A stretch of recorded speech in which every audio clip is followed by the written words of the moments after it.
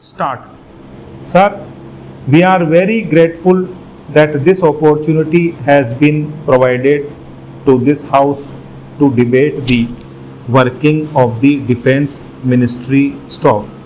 As a matter of fact, we are discussing other ministries also, which seems to be a new procedure in our House and it has to be welcomed all the more stock. It is fitting that the Defense Ministry should have been chosen as one of the ministries about which we have a discussion here. Stop. It is very necessary that there should be the widest possible awareness among the people of our defense needs and the readiness of our armed forces to meet them, and with that end in view, all the facts, whether they are in this house or outside in the academic bodies or in the press, are most welcome, and I would urge upon the government to give more facts and figures to the public so that the discussion that ensues will be more meaningful and that all these complicated problems would be given due importance in all the quarters of our country. Stop para.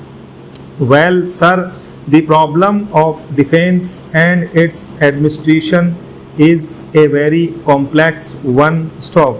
The relationship that the service chiefs should have with the civil administrators is really a very delicate matter, and I think some very healthy and useful convention should be established so that there could be a meaningful administration at all levels. Stop.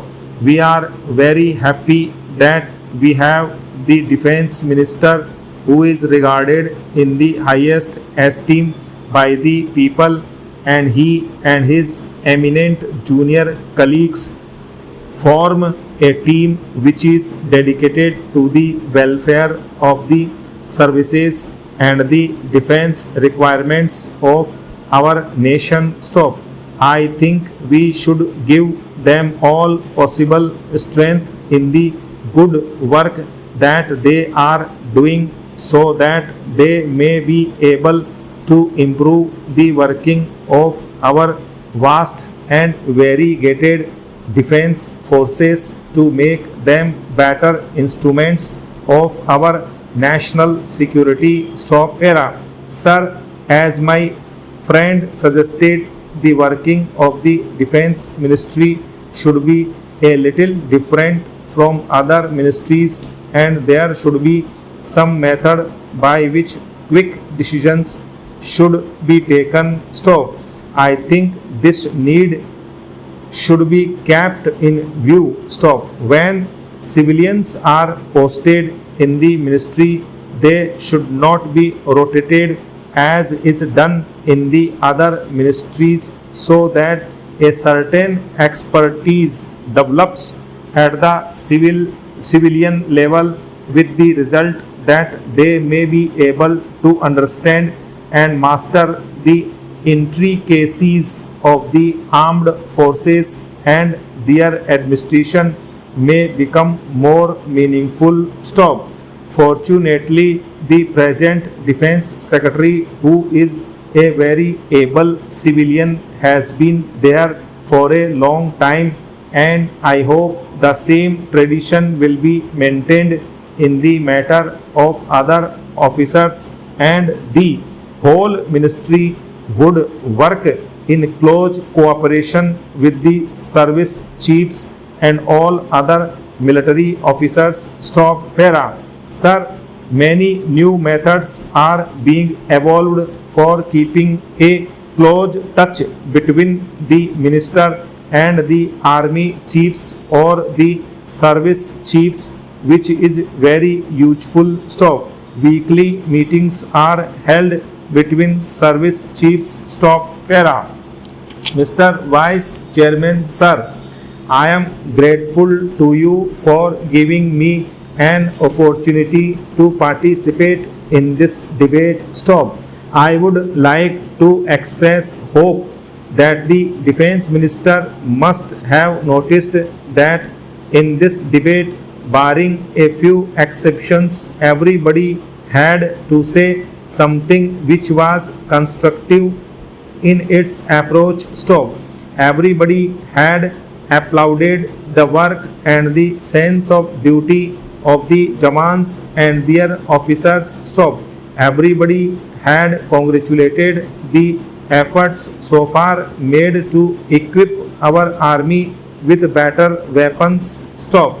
At the same time, everybody had to offer some criticisms or other. Stop. I hope that the defense minister, taking into account the anxiety of honorable members of the house about the defense of our country, will treat it as a national question and not as a party question. Stop.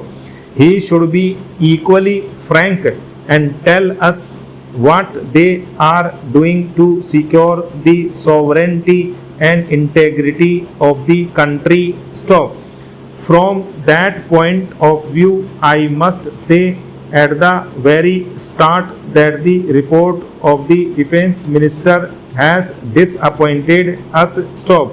In the opening paragraphs, I find instead of giving a picture and the background of international relations and the problems that have cropped up, a very humdrum sort of approach is made as if nothing has changed after 1965, that is after the Tashkent Declaration. Stop. Only regret has been expressed that in spite of the Tashkent Declaration, Pakistan is not ready to observe the terms of the agreement or the spirit of the agreement, and that China and Pakistan are still in collusion. Stop. Para. Sir, I would have liked the defense ministry to tell us how they view the situation in the entire region. Stop. It is not only Pakistan on one side and China on the other side. Stop. They have been our enemies for a long time, but even the Indian Ocean is now threatened. Stop. There is a regular competition between the USA and the USSR. Stop. If the defense ministry wanted to give a complete picture of the situation, I should have thought that they would have given us all the facts, the claims or the ambitions entertained by Russia and the USA. Stop. The British are withdrawing. Stop. All these ought to have been part of this report. Stop. Para. Sir, the three services have been dealt with in separate chapters. Stop. But again, I would like to point out very cursorily, while dealing with the army, it would appear that we have got our forces established at about 8 lakh personnel. We must not forget the fact that this army really consists of two armies, one committed to the Himalayan border and the other to the Pakistan border. Stop.